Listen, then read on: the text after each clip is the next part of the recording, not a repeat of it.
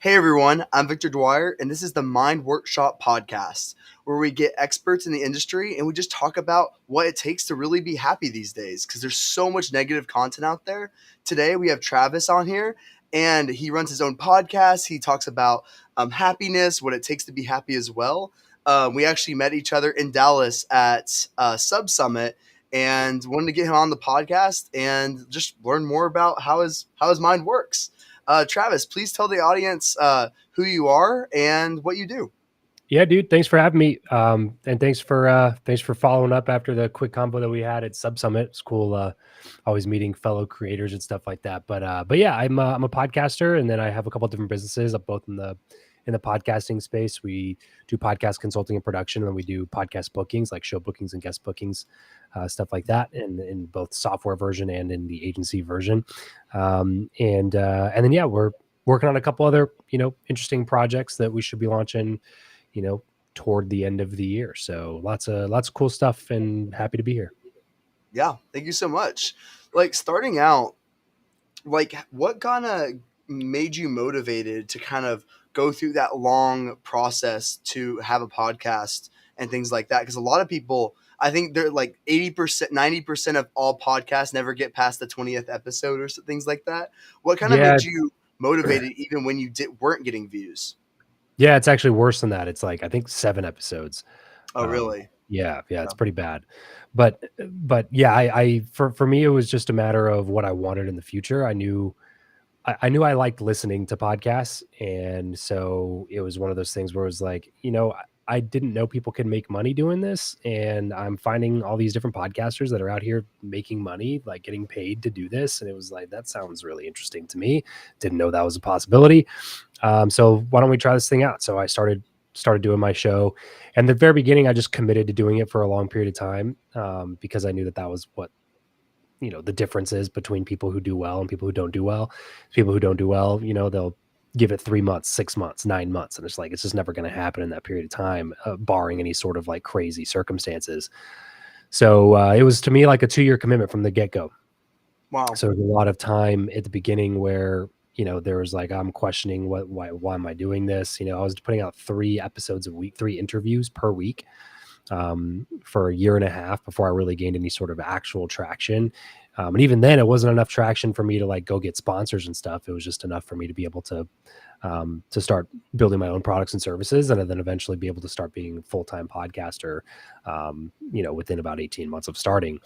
And had I not made that commitment from the beginning of, I'm going to do this until it works, not I'm going to do this if it works, then I don't think I would have been able to stick in it. So a lot of times, to me, it's just, if you believe in the thing that you're doing, sometimes it's just a matter of staying committed and putting in the work on the days even when you don't feel like doing the work, or you don't feel like you're getting the result. Yeah, you must have really like enjoyed the like interviewing people as well. It sounds like in order to go through that kind of commitment, that 2-year Yeah, commitment, like you must have enjoyed a lot of it, right? totally. Yeah. And I was experiencing benefits along the way. It's not, with podcasting, it's not like the only benefit you get from it is increased downloads or traction or sponsorship revenue.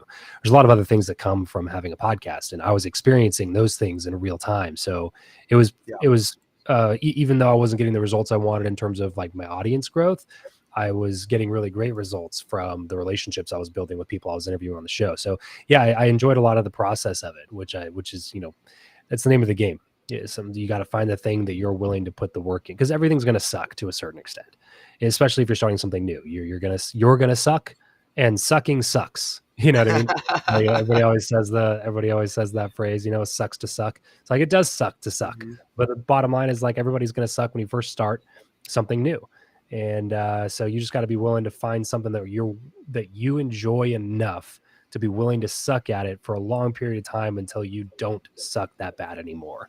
And then one day you wake up and it's like, oh, like, you've been sucking less and less and less, and now you're actually like pretty good at this thing, and then you're better than a lot of other people at this thing, and then you're in the top 1% of all the people that do this thing, because you were willing to sit through some of the bad parts of it for a while. And that's just going to be true in everything you do. Yeah. You just got to find the thing that, again, you're cool with sucking at for a while. And I think it's important to not attach your self worth to what that is. Like, for example, like you didn't attach your self worth to how many viewers you got on your podcast. Because if you did, then you wouldn't be motivated to do it anymore. Because you'd see, oh, that's 0 views. Then oh, I must suck as a person. And Yeah. you have to really say like, okay, like no matter what happens in this scenario, like that, you don't attach your self worth to that thing and say like, hey, this is who I am as a person, and then this thing I'm going toward, it's not a part of me. Like, yes, I'm motivated to accomplish it, but if I fail at it or if I succeed at it, it has no attachment to my self-worth as a human being. And I feel like a lot of people run into that trap where they try to always accomplish something, and if they fail, they feel like they're a failure as a person, and that Yeah. makes where it's like it's even hurts even more when that happens. Yeah, you can't allow yourself to slip into the identity of a failure or the Yeah, identity of someone who sucks or whatever, like you yeah, still have to be who you are and commit to the process, because the process is what's going to separate those who are successful and those who are not successful in that particular thing in the long run. It's going to be the process that weeds out the people who aren't supposed to be doing that thing. And sometimes that might be the thing that makes you realize that you don't want to do this thing. You know what I'm yeah. saying? Like, sometimes that might be the case. There's plenty of things that I started and never definitely never like did as long as I've done podcasting, because I started doing them and then like 6 months later it was like, this sucks, which I'm used to, right? Is like we're in Mhm. that period, we're in that phase, we're in the Yeah, callus building phase is what I call it, because when I started playing the guitar, you know you start pushing down the strings, especially on acoustic guitar. You push down the strings and like you can't even make a single chord formation, and you like try to strum the strings, and your fingers are on like two different strings, and it's on the fret is buzzing, and it's like, I can't, this doesn't sound good at all. Am I even like, maybe I just can't play the guitar. But you literally have to build calluses on your fingertips to like press, especially like the thinner strings down onto the fret to be able to get a clear chord sound. And you do that for a couple of months, like 3-4 months later, it's like, oh, now I know 6 or 7 chords and I can switch between them and I can strum and it sounds okay. And it's just like that callus building, that pain from the callus building is just what most people are not willing to go through, both yeah. literally and figuratively, if you move it to another space. And so, when you are looking at anything that you're trying to do, there's just going to be that callus building phase, and you just have to recognize that that's a part of the process. But there's been plenty of things where I've done that, and then in the middle of that, I've been like, this is not worth it to me. Like, I don't see myself doing this in 3 years, in 5 years, in 10 years. So like, let me make an adjustment. Let me go find something else. And that's, eventually what led me to podcasting. And now I've been doing that for almost 6 years. We got like 900 episodes. We've talked to a bunch of really cool people. And it all stemmed from just the fact that, like, you know what, I'm going to have to put in consistency and time and reps in order to get good at this. And I think that this is one of those things that's worth it for me. And how do you know the difference between the two? So, how do you know the difference between, hey, I'm going to pursue this for 2 years and then balance it with saying, hey, like this isn't worth it 6 months in? Like, how do you know this isn't just like a really strong barrier wall and that like something for you to jump through? Or if it's something that, hey, like I don't want to do this long term anymore? How do you have that conversation with yourself? For me, it's just asking myself questions and committing to constant clarity. It's just over time. Like, the reason I've continued podcasting, even when it's not been fun, which has been several times throughout my podcasting, whatever journey or career, whatever you call it. The reason that I continue doing it is that I still look in the future and see a version of myself, like post company exit or after we have, made a significant number of investments, and all I'm doing is podcasting. And to me, like, that's a pretty good case scenario. I like talking to interesting people. I like building relationships. I like having conversations. I like discussing incorrect ideas to find correct ideas. I enjoy all of those things. And so for me, it was like, I can see myself doing this for a really long period of time. So it makes sense for me to continue working on it now. Like, I always try to think, what's future Travis going to think present Travis for? You know what I mean? Like, what am I going to wake up in 5 years and be like, you know what, I'm proud of you and I'm thankful that you 3 years ago decided to continue doing this thing. And for me, podcasting's always been a part of that. So yeah, I try to ask myself those types of questions like pretty frequently. And like I said, there's been a lot of things that haven't made the cut. In fact, most things that I've done haven't made the cut, where Mhm. I try something out for a while, or I pick up a new skill set, or whatever the case may be. And it's just after a while, it's like, you know what, I don't see myself doing this for the rest of my life. Um, what were the good things from it? What are the useful things from it? What did I learn from this experience? How can it help me in the new thing? And then what's the next thing going to be? You know, but yeah, I mean, it doesn't mean that it's never going to be terrible. Like I said, I've had some pretty bad moments podcasting, but you know, like again, everything's going to be like that. It's just like pick your Yeah. poison. Like pick your poison. Everything's Yeah. going to be difficult, and anything worth accomplishing is going to be difficult to get. So you're going to go through some crappy phases of whatever it is. You just got to pick what's worth it to you.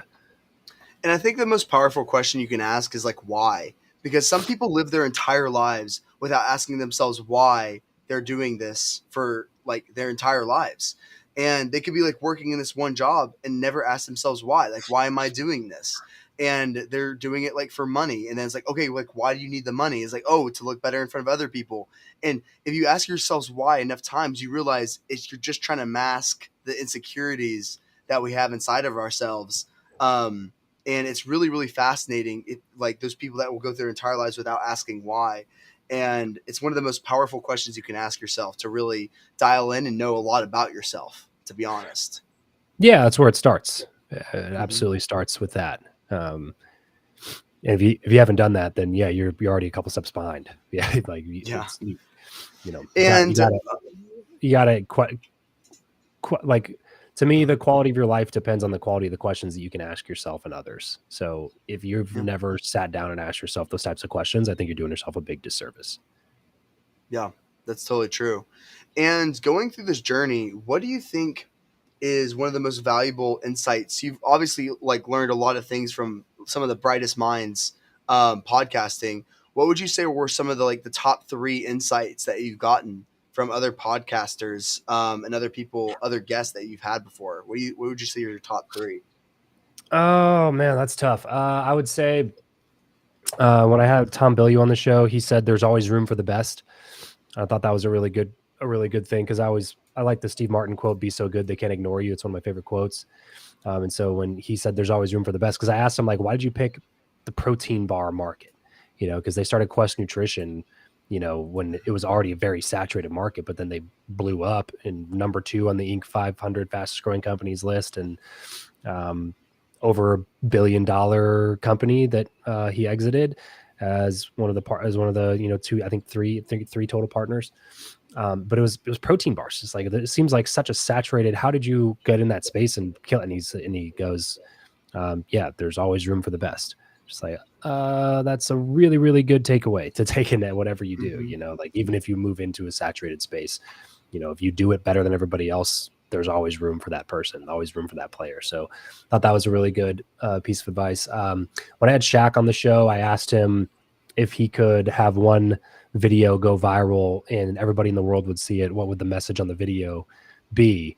And he said something about having respect for your fellow human being. He just talked about this was kind of amidst all the COVID stuff and the vaccines and everything. And he was basically just bringing to light the fact that like we find so many reasons now to hate each other as people and to disagree and talk crap and sow discord and all these other things. And just like, we just need to get back to a place where we start respecting each other, respecting each other's decisions, respecting each other's backgrounds, respecting each other's context, culture, family, and all those types of things, to where you don't immediately hate somebody because you found out they made a single decision, or it's just like we and I largely agree with that, which is one of the huge reasons I do my show, is to increase empathy and respect for other people, which is why I bring on a very wide range of people onto my show, because I'm interested in having the conversation with people, because a lot of times I find that the people you judge the most, you can still find a lot of commonalities with. And if you really take the time to listen to their story and how they ended up where they are, you can see yourself in them to a certain extent, more often than not. Mm-hmm.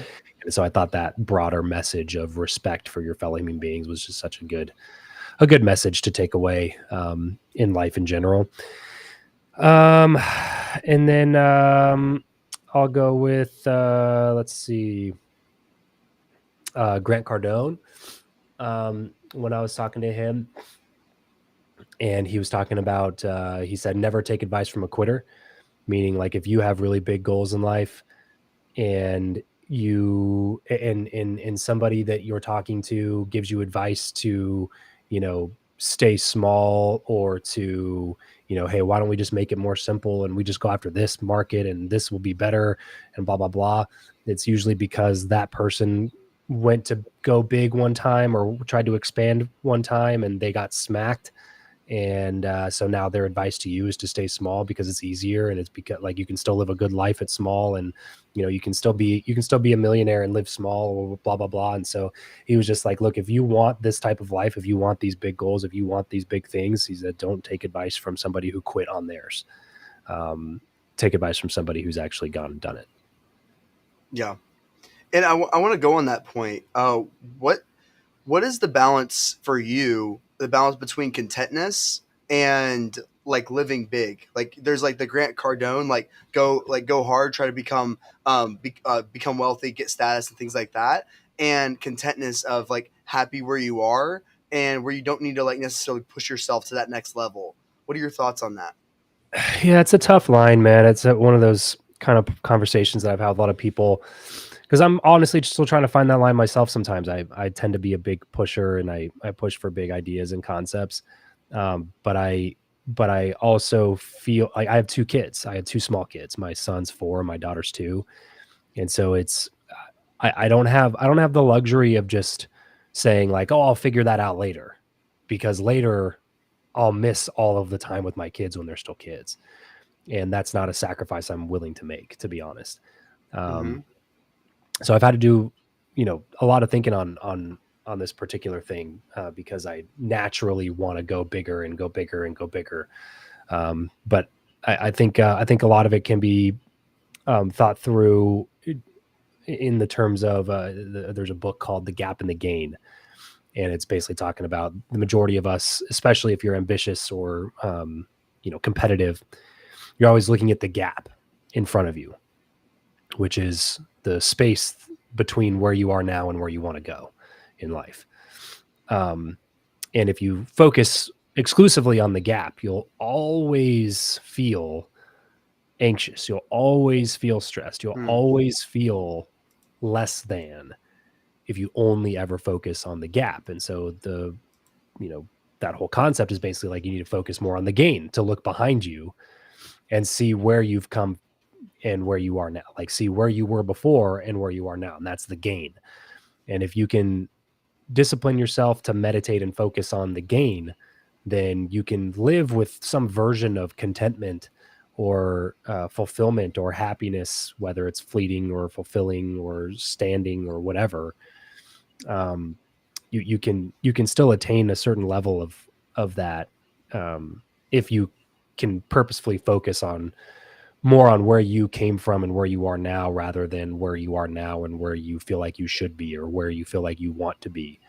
But I think that they're both of them represent motivation. It's like if you're only ever content, how motivated are you to get better?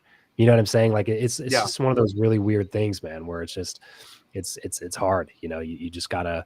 To me it's like everything starts with self-awareness. I Hmm. find out the type of person you are. I'm the type of person that always focuses on the gap. For sure. That's just who I am. I'm Hmm. always focusing on what I don't have, or the version of me I have not yet become, or the version of my business that I want to exist. I'm always focusing on that. And I'm hardly ever focusing on the gain, on, oh man, a few years ago, I would kill to be in the position that I'm in now.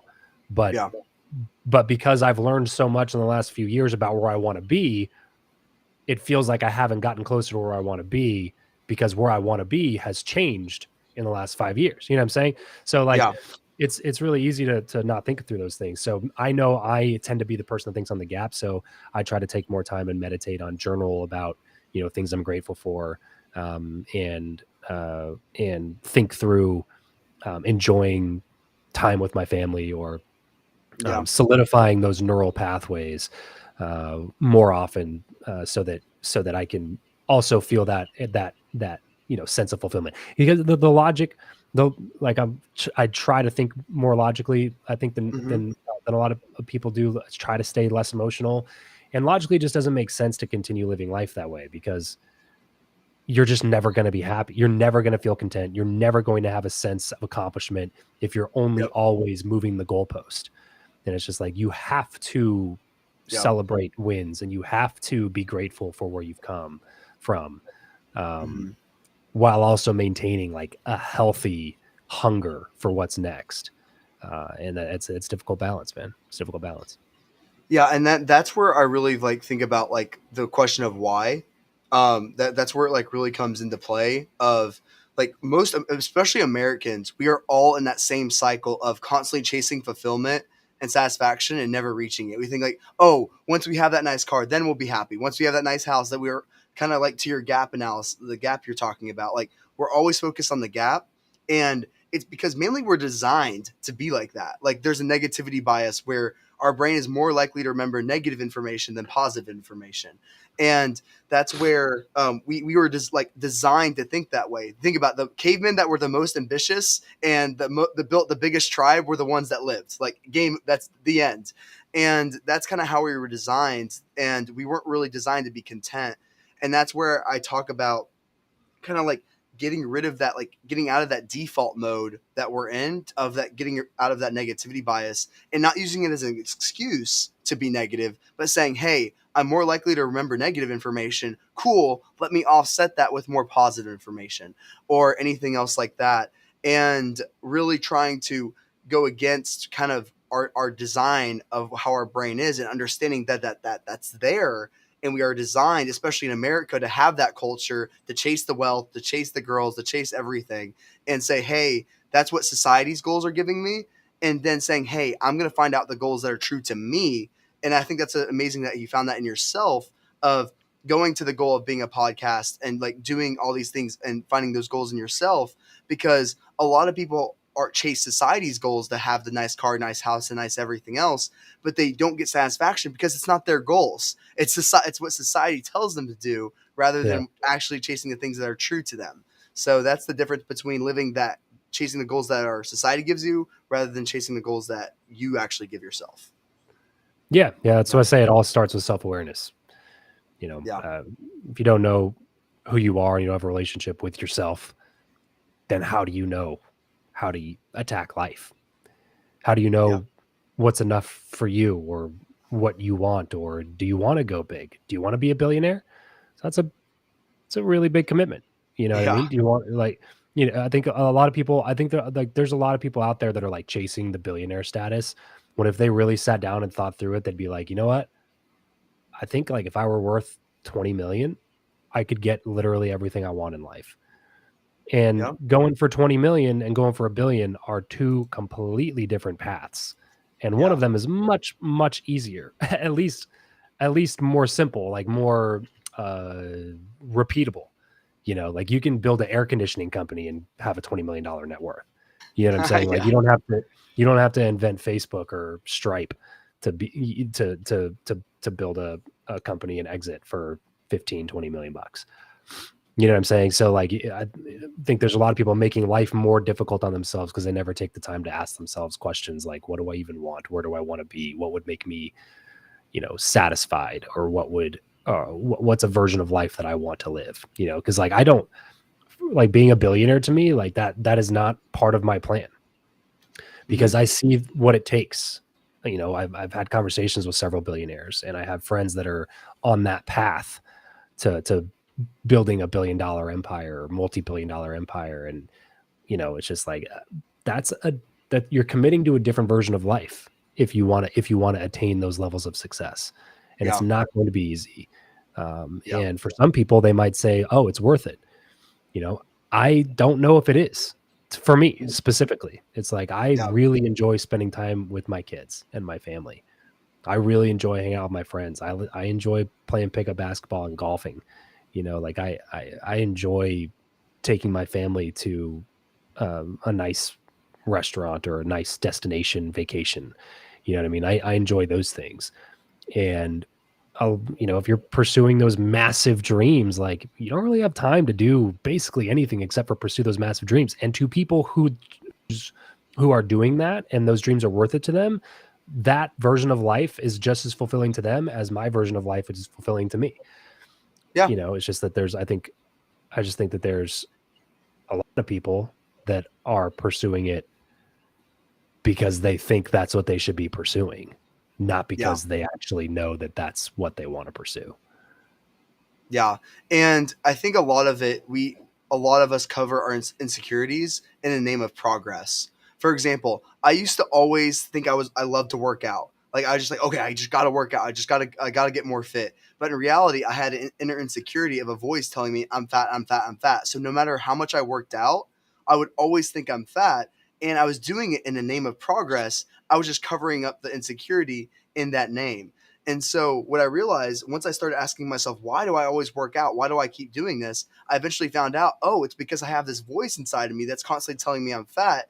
And that's what caused me to work out. So you have to realize our brain is going to rationalize all our behaviors behind it. So if we have an insecurity inside of us that says you suck, you're worthless, or whatever it may be, we're going to rationalize that and say, oh, I got to work hard. Oh, I got to get more money. Oh, I got to get more things. And when you start doing things because of those insecurities, that's when it gets dangerous. That's when you say, "Oh, I got to be a billionaire. I got to be a millionaire," and then that they'll never be content with their lives. To be truly honest, and that's where I tell people saying, "Hey, rather than always wanting to be a millionaire, ask yourself why. Like literally, why do you want to be a millionaire? What is going to make you happier right now than if you had those millions of dollars? Because right now, if I have food, water, and I can go country dancing every Thursday, Friday, Saturday, I'm like the happiest person in the world. So that's literally all I need in life. And I think that's amazing. And it's because my version of success is someone that makes $30,000 a year and loves their life. That is my version of success. I don't see it as the millionaire with the shiny car, because I know deep down they're hurting inside.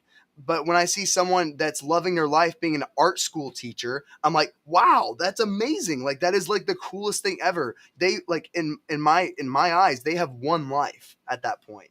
And I think that's amazing. Yeah, well, and it's could be said easily the opposite way as well, True. where there's people that are an art school teacher because their mom put them in art school when they were 9 and they thought that's what they were supposed to do, and they really want to go make millions of dollars and drive a Lamborghini. And you know what I'm saying? Like Yeah. or you have people who are supposed to be entrepreneurs and they crush it and they live life on a different level that most people will never understand, and they worked hard for it and they love it and they're fulfilled by it and they're happy and they have a ton of money too. And it's just that's why I always say it starts with self-awareness, because like you can't Mhm. you don't want to end up climbing the wrong mountain in life, is kind of the idea. Is like it's Yeah. hard. Whatever you do is going to be hard. If you do anything worthwhile, it's going to be difficult. It's supposed to be. Mhm. That's what makes it worthwhile. That's where fulfillment and meaning come from, is through difficulty and struggle. If you don't do any of that, I think you're going to get burnt out on avoiding struggle at all costs and living life to seek comfort. I think you're going to get burnt out, and I think you're going to be unhappy, and I think you're going to not know why you're burnt out and unhappy. So Mhm. I think struggle and stuff like that is part of the prescription. So like whatever you do is going to be difficult. Whatever mountain you climb, it's going to be difficult. You're going to be sweating. You're going to be your legs are going to hurt. You're going to need some more water. You're going to need some nutrition to climb that mountain. But the worst case scenario is like getting to the top and being like, damn, I wanted to be on top of that mountain. Like, and then you got to like walk all the way back down and start from scratch when you're 56 trying to climb a new mountain. Yeah. And better to figure it out some point rather than living your whole life climbing the mountain and realizing you didn't want to do it when you're 97. But that's why I practice a lot of clarity and questions and self-awareness. I spend a lot of time by myself with myself and my own thoughts, like trying to think through, like, what do I really want this thing to look like? I got one shot at life, so you may as well like have your best shot at creating the one you want. Yeah. And I've always wondered why being uncomfortable and like facing your fears, because every successful person always says face your fears, like go and live outside your comfort zone. And I was wondering like why do all successful people have those same attributes? And then I realized when I was reading The Untethered Soul, they talk about thorns. And basically everyone has like a thorn inside of them, and when we approach that, that's when we feel disturbance. Like when we feel like something that we probably shouldn't go approach, and that's when we built like a safety house above it. So for example, like a thorn might be, you might say, Victor, I don't like, you're fat, for example. Let's just use that insecurity as an example. So that would be then if you said I'm fat, I would like crash. I would be like, oh my gosh, if I still had that insecurity, and that thorn would be basically poking me and crazy, and that disturbance would get there. But eventually, you're able to overcome that thorn and say, hey, like this, I have this voice that tells me I'm fat. Okay, cool. Now that I know that it's there, how can we approach this? It's like, oh, I think I'm fat because of I'm not comfortable with who I am. Okay, cool. And you can kind of get deeper layers of understanding who you are. But you have to approach that first thorn, basically, of realizing that it's there, and realizing it's okay to feel pain. It's okay to feel hurt. It's okay to feel those emotions. And you have to accept that in yourself in order to get down that road and realize that's just the normal process when it comes to self-awareness. And you can't just live your life with navigating around the thorns. You have Right. to approach it and say, hey, this is who I am. These are the voices that I have inside myself, accepting it and going from there, really. Well, that's the uniqueness of the human experience, right? Yeah. We're the only ones that are aware of the crappy things about who we are. There's like, Yeah.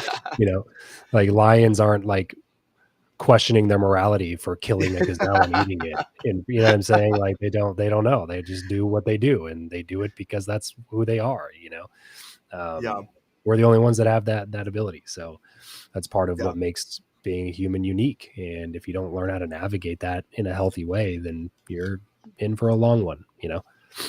True. And I'd love to hear, is there anything else that's been top of mind for you lately, that you've been seeing, like a lot of people doing this, and you like, you something you want to mention and been communicating that's been top of mind for you lately? Um, Not really, dude, to be honest. I mean, top of mind for me lately has, funny enough, ironically enough, I guess, since we've been talking about it a bunch, has been my health. Hmm. Um, which is also ironic because I don't know if you can tell, but I'm sick right now.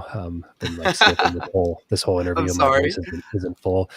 So I apologize for any extra sniffs you're gonna have to take out and post if that's what you're doing. But um, yeah, just been concentrating a lot on that. So that's been really top of mind for me. Just my diet this year has been like really top of mind. Like just been really aware of what I'm putting in my body, and how it affects me. You know, benefits and pros and cons, and what I enjoy eating, and trying to just learn a lot more about how am I going to go throughout the rest of my life. I turned 30 last year, so it was like a, you know, uh, I feel like when you're in your 20s, you still kind of have that thought of like of that you're one of the young ones, you know. And I'm of course not saying by any means that like, oh, I'm 30 now, I'm old, but I am saying that like when you turn 30, it makes you start thinking like, oh, 30, like 30 came. So that means 40 is going to come, and that means 50 is going to come, and that means 60 is going to come, and that means 70 is going to come. And the way that I was living in my 20s is not going to be sustainable for my health moving forward, especially as my health continues to deteriorate because of just the fact that I'm getting older. So this year has been kind of like health has been really top of mind for me. So just been doing more walks, drinking more water, trying to keep that top of mind. That's great. And what I wanted to, you talked about the relationship with yourself, and I want to touch on that. I want to go into a little bit about how is the relationship with yourself, like when you do meditate or when you do journal and things like that. How do you talk to yourself? Like, I'd love to hear more about that, to have that more positive, because so many people out there have a negative relationship with themselves that someone else put inside of them. And I Yeah. love for you to go into a little bit about your relationship with yourself. Yeah, they have a bad relationship with themselves, or they don't have any relationship with themselves, you know. And I used to be the kind of that way where I just didn't have one. I just like the thought. Somebody told me one time I was coming up against a big decision. I was like 21, 22, was pretty young. And this mentor was like, yeah, what you need to do is go spend a day or two by yourself. And I was like, oh yeah, that sounds fun, you know? And he was like, but I mean like by yourself, like no TV, no phone, no podcasts, no music, just like you in your thoughts. And I was like, that sounds like a terrible time. You know what I mean? That sounds like super boring. How is that even? I don't even understand what you're telling me to do right now. So lately now, like I find myself craving time by myself and alone with my thoughts. Like I'll drive. I live in Vegas, and my family lives in LA, but not by the airport. So like, long story short, it doesn't really make sense to fly to LA and then drive to where my family lives. It just like I just drive from Vegas to Yeah. LA, but it's like a 3.5 hour drive. I don't know how many times like I've made that drive without listening to a thing the whole time, just like Wow. me by myself thinking about what I want in life, what I want my future to look like, what I want my family life to be like. And so I think first off, it just starts just like any other relationship. Good relationships are built on time, quality time. So if you want to build a better relationship with yourself, you got to spend more time with yourself by yourself. I like it better if it's like doing something, you know, like if I'm going for a walk or even like golfing by myself or playing basketball by myself, like shooting around by myself, driving in the car by myself. I like doing an activity rather than just like laying in bed staring at the ceiling. But Yeah. I like doing some sort of an activity, you know. And then meditating is a good practice to build a better relationship with yourself, just because it helps you center back on the present, and you know, gets your breathing in check. And especially if you do some breathing exercises while you're meditating, gets like your blood oxygen levels up, which is always good. Helps you think more clearly, but it's good for you. And then I think you can't have a good relationship with yourself if you don't have some sort of priority or emphasis on your physical health, your physical well-being. Like drink again, like half the time, bro. I bet like when we're upset, we're frustrated, we're stressed, we're anxious, when we're in a bad mood. I would put a bet that for a lot of people, at least 50% of the time when they're like that, it's because they're either tired or dehydrated or both. Like you might just need more sleep and need to drink more water. Legit. Like they're that powerful.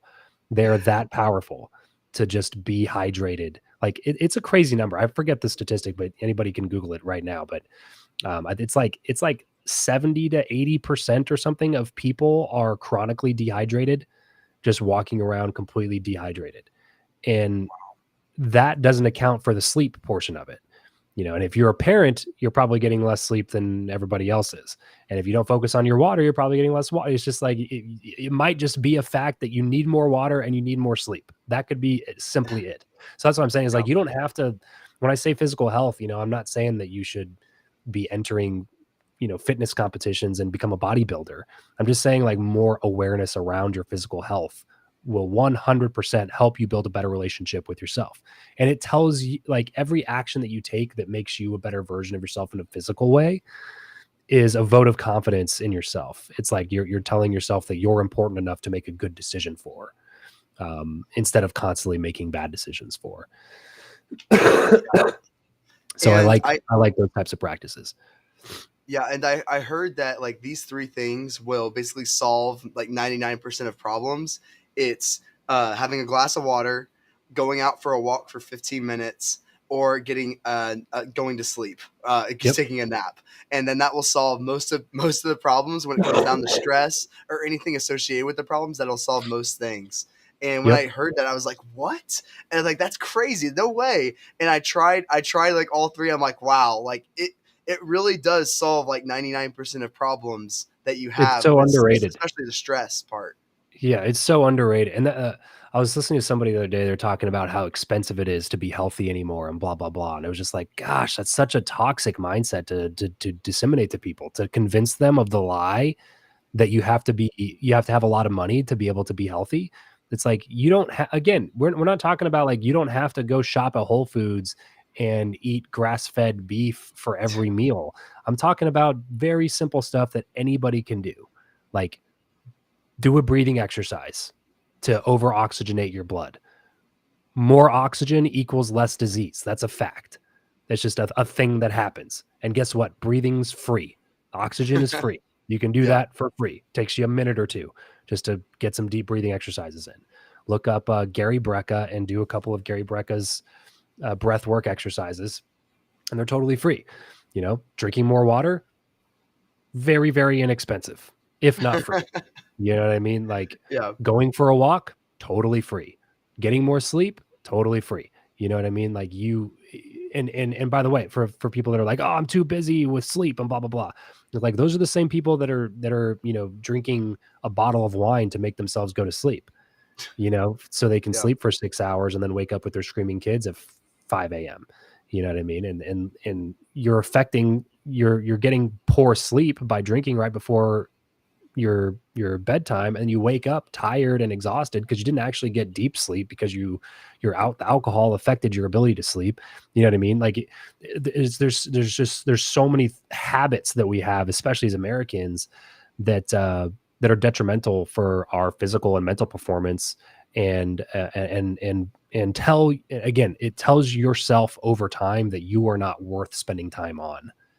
And that's Yeah. not a good way to build a relationship with you. Like, it's wild to me, bro, how many people will treat themselves worse than any other relationship that they had when it Yeah. comes to nutrition, when it comes to habits, when it comes to self-talk. Like, think about the things that you've allowed yourself to say to yourself. And think about if anybody else in your life said those things to you Yeah. and what you would do to them if they said those things to you. But there you are, talking crap to yourself all day and calling yourself all these names and allowing yourself to just like be crazy negative and, you know, cussing yourself out in your own mind for this particular thing that you did. Just like literally anybody else in your life does that to you and you'd be like, we're not friends anymore. We're getting a divorce. I'm quitting. Like, you know, it's your boss. I'm quitting. You know what I'm saying? Like, there's no way you're going to allow anybody else to do that, but you allow yourself to do it all the time. That's a negative relationship with yourself. And the bottom line is, if you always have a bad relationship with yourself, it's always going to spill into all of your other relationships. It Yeah. bleeds into every other aspect of your life. You can't help it. It's you. You are you. You spend the most time with you. If you have a bad relationship with you, then of course you have a bad relationship with your spouse.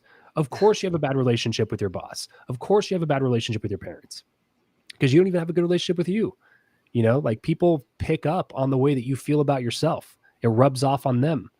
You know, so like you that's like the first step to me is you got to you got to work on your relationship with you, which is why it's important to do those types of things. Like, again, you're telling yourself you're worth it every time you read a new book, every time you read a new article, or watch an educational video about the skill set you're trying to learn, or every time you deposit a conversation in your podcast, or whatever like the thing is, every time you drink a gallon of water in a day, or every time you go for a couple mile walk, or whatever, like you are telling yourself that you are worth working on and spending time with. And those are only other notches in your confidence belt that continues making you more confident in yourself. When you're confident in yourself, it's much easier to sell yourself to other people, which is really all life is.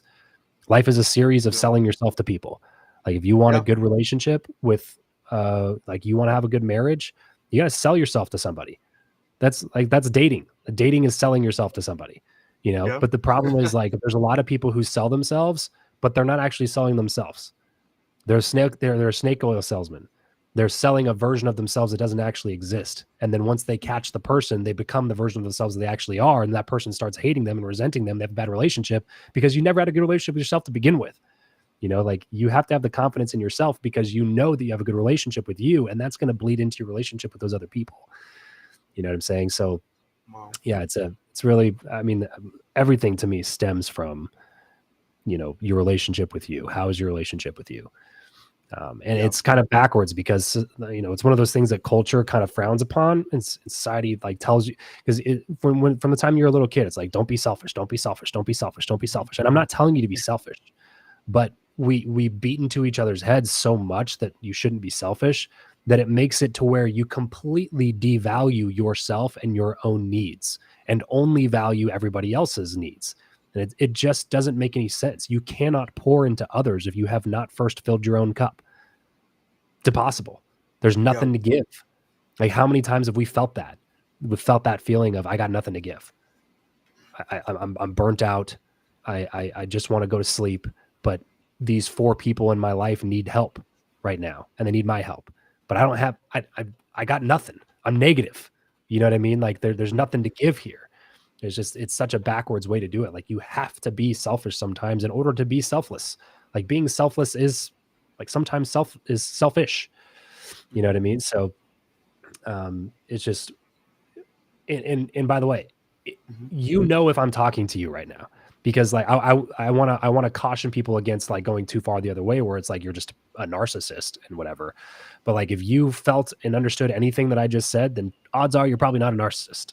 You know, Yeah. like that's like they don't think about things the same way that more normal people think about things. Like, sociopaths don't think about things the same way that most people think about things. So that's not who I'm talking to right now.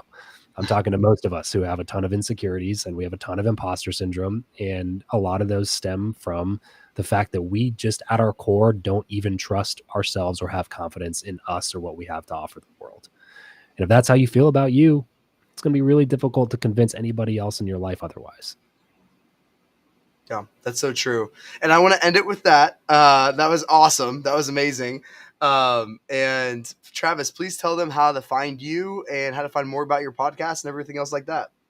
Yeah, whatever you're listening on right now or watching on right now, I'm at Travis Chappell over on Instagram, and then whatever you're listening to this on, I have a podcast called Travis Makes Friends. We got 900 episodes, lots of really great guests. Would love to have you come over and check that out. Cool. Awesome. Travis, thank you so much for joining today. This is the Mind Workshop podcast, and we'll catch you next time. Thanks.